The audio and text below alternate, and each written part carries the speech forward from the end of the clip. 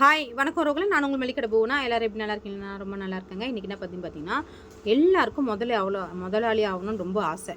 ஆனால் அது வந்து எப்படி ஆகுறது, என்ன பண்ணுறது, எங்கே போகிறது, என்ன பொருள் வாங்குறது, எப்படி விற்கிறது, என்ன பிஸ்னஸ் பண்ணுறதுன்னு சொல்லிட்டு இப்படியாப்பட்ட பல குழப்பங்கள் இருக்குது. இதில் லாபம் வருமா வராதா அப்படின்ட்டு நான் ஒன்று சொல்கிறேன் பாருங்கள். ஒருத்தவங்களால முடியாது. இப்போ என்னால் வந்து பார்த்திங்கன்னா இந்த மல்லிகை நடத்த முடியல. நான் வந்து மல்லிகை நடத்துகிறேன், என் வீட்டில் சமைக்க முடியாது. ஸோ ஒரு பிஸ்னஸ் பண்ணுறவங்களால வீட்டில் சமைக்க முடியாது. ஸோ அப்போ என்ன பண்ணுறது, அடுத்தவங்களோட அந்த ஹெல்ப்பை வந்து பார்த்திங்கன்னா நம்ம வந்து அது வந்து ஒரு தொழிலாக நம்ம எடுத்துக்கணும். இப்போ நீங்கள் ஒரு ஹோட்டல் பண்ணுறீங்க, ஒரு நல்ல சமையல் ஹோட்டல் நிறைய பேர் தான் வச்சுருக்காங்க. ஆனால் வீட்டு சமையல் மாரி செஞ்சு கொடுத்து பாருங்கள், அதுக்குண்டான மவுசே தனியாக தான் இருக்குது. அதேமாதிரி வந்து நம்ம ஹோட்டல்னால் முன்னாடி எல்லாத்தையும் செஞ்சு வச்சுருவோம். ஆனால் இப்போ வந்து பார்த்திங்கன்னா அதுமாரி செய்யாமல் நம்ம வீட்டில் வந்து பார்த்திங்கன்னா ஆர்டரு நீங்கள் ஒரு 2 ஹவருக்கு முன்னாடி உங்களுக்கு ஆர்டர் கொடுத்தாங்கன்னா நீங்கள் வந்து அதுக்கப்புறம் வந்து நீங்கள் ஒலை வச்சு சமைச்சு கொடுத்தீங்கன்னா உங்களுக்கு நஷ்டம் வராது. ஏன்னா அவங்க என்ன சமையல் கொடுக்குறாங்களோ அந்த சாப்பாடு தான் செய்வீங்க. அப்படி 1-2 மிச்சம் மாதிரி தான் நீங்கள் வீட்டை சாப்பிட்டுப்பீங்க. அதனால் உங்களுக்கு வந்து அந்த தொழில் வந்து நஷ்டம் வராது. ஸோ ஹோட்டல் வந்து நம்ம வந்து ஆளுங்க வரத்துக்கு முன்னாடி சமைச்சு வச்சு அதுக்கப்புறம் அது ஓடலைன்னா அது நஷ்டம் வந்துடும். ஆனால் மோஸ்ட்லி பார்த்து நான் ஹோட்டல் கடை வச்சதுனால சொல்கிறேன். நம்ம வந்து அப்படின்னு நம்ம சுத்தமாக ஆள் வராமல் இருக்க போகிறதில்ல. எப்படியோ நம்ம வந்து ஒரு 10 சாப்பாடு 50 சாப்பாடு விற்கிறோன்னா நம்மளுக்கு கண்டிப்பாக ஒரு 25 சாப்பாடு ஓடிடும். அப்போ அதுலேயே வந்து உங்களுக்கு அசல் நீங்கள் எடுத்துருவீங்க. அதுக்கப்புறம் அந்த 25 சாப்பாடு ஓடினா தான் உங்களுக்கு லாபம். அது ஓடலைன்னா உங்களுக்கு நஷ்டம் கிடையாது, ஆனால் லாபம் கிடையாது அன்றைக்கின்ற மாதிரி தான் இருக்கும்.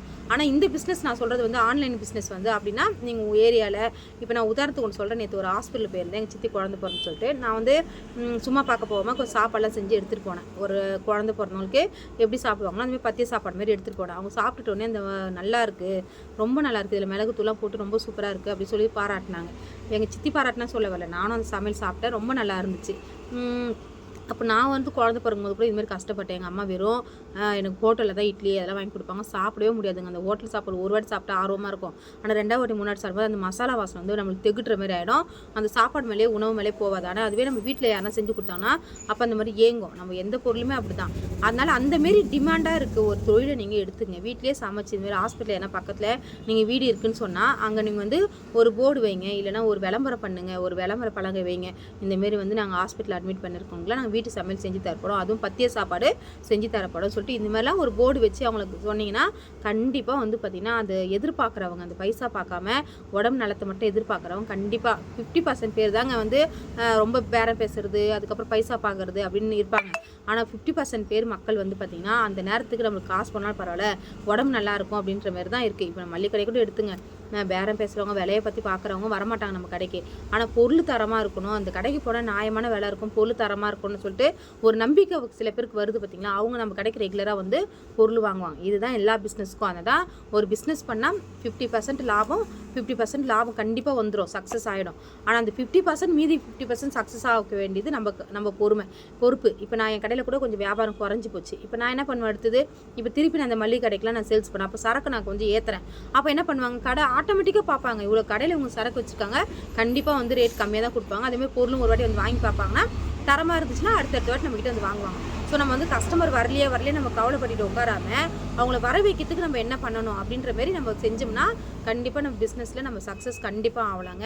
ஸோ நீங்கள் அதனால் வந்து மல்லிகை கடை வைக்கணுன்னாலும் சரி, ஹோட்டல் எதனா வைக்கணும்னாலும் சரி, எந்த தொழில்னாலும் நீங்கள் பண்ணுங்கள். உதாரணத்துக்கு இப்போ நான் வந்து இந்த பார்த்தீங்கன்னா இந்த வீடு கட்டுறாங்க நிறைய இடத்துல அப்படின்னா அந்த இடத்துல வந்து இரும்பு கம்பி எத்தனை கடை போட்டாலும் டிமாண்டாக தான் இருக்குது.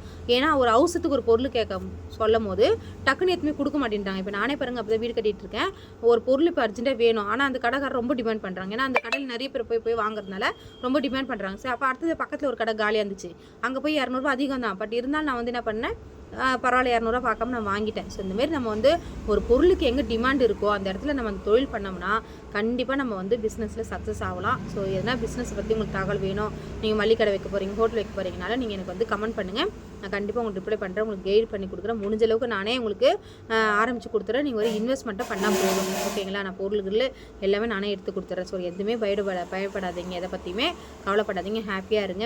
ஏதோ ஒரு தொழில் உங்களுக்கு வந்து பண்ணணும், அந்த தொழில் லாபகரமாக அமையணும். ஸோ அதுக்கு வந்து நான் உங்களுக்கு கண்டிப்பாக கைட் பண்ணுறேன். பிடிச்சிருந்த வீடியோ லைக் பண்ணி ஷேர் பண்ணி கமெண்ட் பண்ணுங்கள். உங்கள் யாரும் ஃப்ரெண்ட்ஸு வந்து பிஸ்னஸ் பண்ணணுன்னாலும் அவங்களுக்கு என்னோட நம்பர் கொடுங்க, நான் என் நம்பர் கான்டாக்டில் கொடுக்குறேன். ஸோ உங்களுக்கு என்ன தகவல் வேணாலும் நான் கண்டிப்பாக சொல்லிக் கொடுக்குறேன். நன்றி, வணக்கம், பாய்.